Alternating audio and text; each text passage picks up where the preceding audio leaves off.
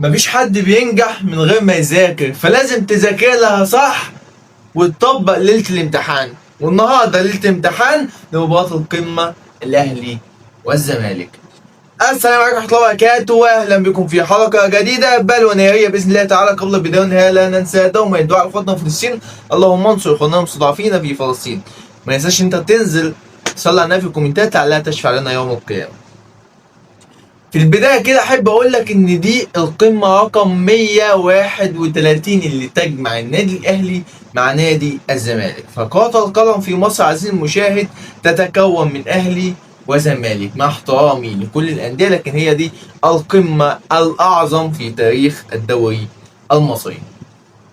نتكلم أول حاجة كده عن الأرقام التاريخية. فتاريخيا في مواجهات النادي الأهلي مع نادي الزمالك تم لعب 130 مباراة. 130 مباراة فاز فيهم النادي الأهلي في 50 مباراة، وفاز الزمالك ب 29 مباراة فقط. التعادلات يعني تتعادل التعادلات، 51 تعادل للأهلي و51 تعادل لنادي الزمالك. عندك في الخسائر والهزائم خسارة النادي الأهلي في 29 مباراة وخسارة نادي الزمالك في 50 مباراة. سجل النادي الأهلي خلال 130 مباراة ليه أمام نادي الزمالك 170 هدف، واستقبل 114 هدف. اعكس رقمين فتعرف ان نادي الزمالك سجل 114 هدف واستقبل 117 هدف.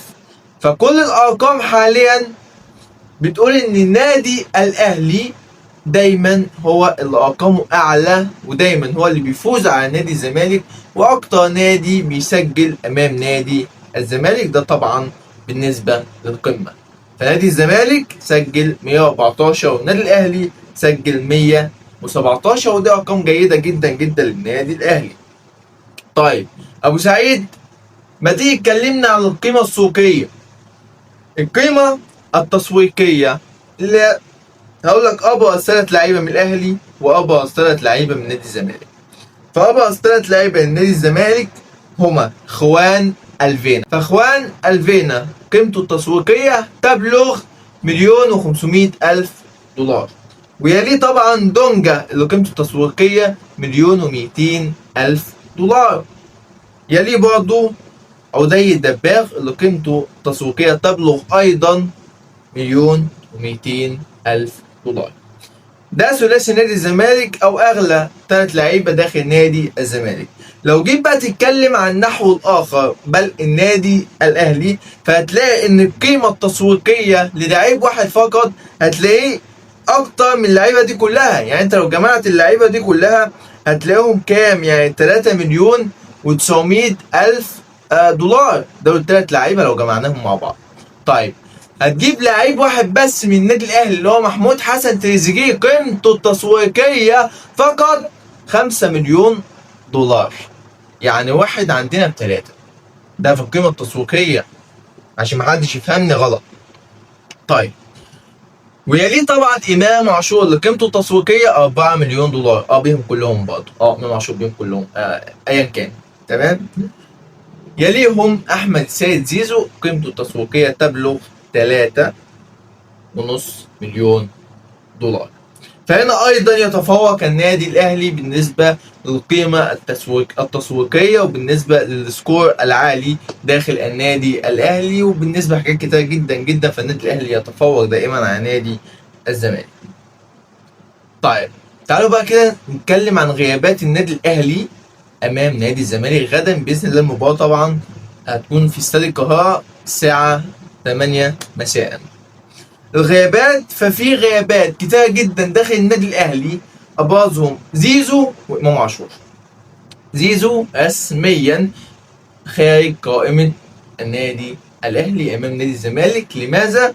بسبب النادي الاهلي رفض يديله كورتيزون عشان يتعافى سريعا، وده طبعا هيبقى غلط على اللاعب فيما بعد. فانقل دلوقتي قصه زيزو دي ومش هنتكلم فيها. امام عاشور لسه برضو كل يوم حقن وعايش طبعا حاجات السوائل والحاجات السخنه. عشان طبعا نحاول نحسن له المناعه. طيب تيجي النقطه تانية برضو من ضمن الغيابات المؤثره جدا داخل النادي الاهلي وهو غياب جرادي شار. فجرادي شار برضو غاب بسبب ان هو حس بشكه في الخلفيه في اخر التمرين.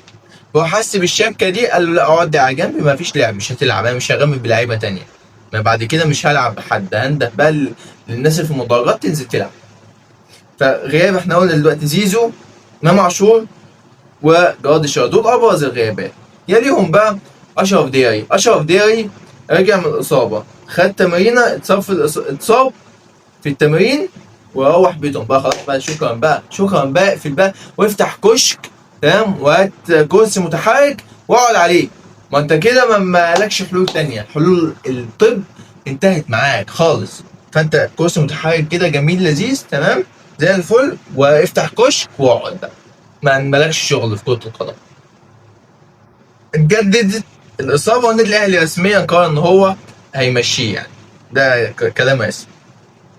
قفشه قفشه برضه مصاب، عنده شد في السمانه. مش الشد في السمانه ده المفروض يومين الدنيا بتتلم، مش عارف ليه يعني هيغيب قفشه، بيتدلع.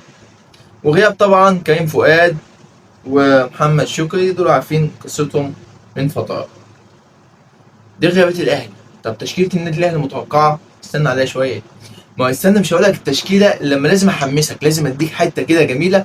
لكن قبل ما اديك حته جميله اديني انت الحته الجميله واضرب اللايك بتاعك الجميل دعما لاخوك ابو سعيد الذي يسعى جاهدا ليساعدك.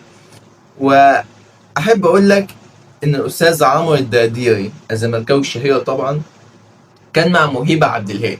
مهيب عبد الهادي ساله، قال له الزمالك هيعمل ايه بكره؟ قال له هيكسب طبعا، هيكسب طبعا. ايه الحلاوه دي بجد، انا عايز من ده كتير. ادي بقى يا وديع، انا بص انا بعشق الكلام ده قوي. انا عايزك تقول ان لعيبه نادي الزمالك هتنزل بكره تاكل لعيبه النادي الاهلي، تديلهم على قفاهم، انزل قول كده. فهو ده اللي بيجيب بصراحه، بيجيب جامد مع لعيبه النادي الاهلي، هو ده اللي بيحمس اصلا لعيبه النادي الاهلي. فانا عايز كل الزملكاويه تطلع تهاجم لعيبه الاهلي. لعيبه الاهلي ما عندهاش اساسيات الكوره، لعيبه الاهلي ما بتعرفش تلعب كوره، لعيبه الاهلي بتيجي من غير رجلين، محمد الشناوي بيصد من غير ايدين. عايزكم بقى كده كلكم، ان ده بيدينا طاقه ايجابيه داخل الملعب. واتمنى من حضراتكم الانتقاد الحلو بتاعكم ده، وانتقدوني برضه في الكومنتات عادي، مفيش حد فوق النقد يعني. طيب تعالوا بقى لتشكيلة النادي الأهلي. الحلقة ده مش حابب أطولها، حابب تبقى خفيفة لذيذة كده. تشكيلة النادي الأهلي طبعا بعد التشكيل في إيه؟ في توقعات، ما تهربش على طول من الفيديو كده. تشكيلة النادي الأهلي المتوقعة بالنسبة لمحمد السعيد أمام نادي الزمالك. فأتمنى بداية الشناوي في حراسة المرمى، لأن هو خبراته أعلى بكتير جدا من شوبير، فلازم يبدأ أساسي. وبقى خط الظهر مغصوبين عليهم، مفيش الا هم. على الجنب اليمين محمد هاني ملوش بديل، على الجنب الشمال كوكا ملوش بديل. في قلبين الدفاع ياسر ابراهيم ومراعي، دهم بدلاء يعني. في خط الوسط من وجهة نظري ديانج يقعد دكة، ديانج دكة، مروان عطية يلعب، وجنبي محمد علي بن رمضان، وقدامهم تريزيجيه. خط الوسط ده يبقى فتاك ومحدش يرجع ورايا. طيب ندخل بقى على الجنب الشمال في الجناح بن شرقي، مفيهاش كلام. بن شرقي يبدا على الجنب الشمال، هيعمل دويت هو وتريزيجيه، يبقى خطير. طيب بن شرقي على الجنب الشمال في الهجوم محمد شريف المخيف اللي هيسبل لمدافعين الزمالك وهيجيب فيهم اجوان. الواد ده مرزق بصراحه، محمد شريف في الهجوم. وعلى الجنب الشمال ده المفاجاه بتاعي، واتمنى ان حسين الشحات هو اللي يبدا، مش طارق. لا مش طارق بتاع الماتشات دي. خلي محمد مين، حسين الشحات هو اللي يبدا في الجناح الايمن، وخلي محمد هاني يلعب وراه. وقول لي الاثنين دول في ودنهم او شغل لهم بكره كاس العالم للانديه، وانت هتشوف منهم لعيبه تانيه خالص. انت بس حد يوسوس لهم كده او حطهم حاجه في المشروب يهلوسوا يفتكروا ان هم بيلعبوا في كاس العالم للانديه، وانت هتشوف ماتش عالمي بجد. محمد هاني يبقى لعيب قوي جدا ما شاء الله عليه في المباريات الكبيره. وبرضه الشحات ياما شفنا منه في مباراه القمه، واعتقد ان احمد عبد القادر بعد ما الاهلي جدد له 3 مواسم ونصف اللي قالوا ان هو هيروح نادي الزمالك، لكن ده مش موضوعنا النهارده. ده عايز حلقه لوحده يعني افضله كده. فاتمنى او يعني بشكل كبير جدا هيبقى ليه دور كبير ومهم في مباراه الزمالك. طيب توقعاتك ايه بقى يا ابو سعيد؟ انا مش هقول توقعاتي، انا هسيبك انت تنزل كده على طول تقول توقعاتك. قول توقعاتك. الاهلي هيكسب 6-1 زي الفل توقعت يعني. طيب توقعات ابو سعيد باذن الله النادي الاهلي هيفوز 2-1. دي توقعات محمد سعيد. طيب الحلقه خلصت هنا؟ لا ما خلصتش والله ما خلصت. هتقولي ايه رايك في نادي الزمالك؟ نادي الزمالك عنده استراتيجيه لعب معروفه. الاستراتيجيه اللعب المعروفه ان هو هيدافع بس هيسحبك عشان تضغط، واحنا اصلا اللعيبه عندنا كسح كسل مش بيضغطوا. فانت هيسحبوك عشان تضغط عليهم، انت تضغط عليهم يروحوا عاملين الكره الطوليه هوبا جون. هيعتمدوا في النقطه دي على عدي الدباغ لان هو السرعات الموجوده حاليا. هتلاقيهم بقى بيلعبوا كتير جدا على ناصر ماهر، هتلاقيه نازل في كل الملعب. هتلاقي بقى ان عمر جابر اسيستاته ما بتخلص، وهيشتغلوا جدا على الكره الطوليه زي ما قلت لك.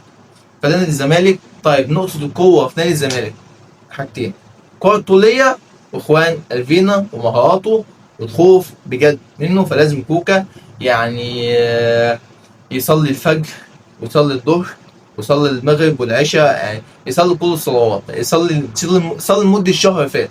لازم تصلي تمام عشان الماتش ده يعدي بخير. طيب دي حلقتنا النهارده، مش حابب ان انا اطول على حضراتكم. اتمنى من الله تعالى ان الحلقه تكون عجبتكم، ولو الحلقه عجبتكم ما تنسوش تعملوا لايك، اشتركوا في القناه وفعل زر الجرس عشان يوصلكم كل جديد. انتظروني باذن الله غدا بعد المباراه في حلقه ناريه. دمتم في امان الله والسلام عليكم ورحمه الله وبركاته.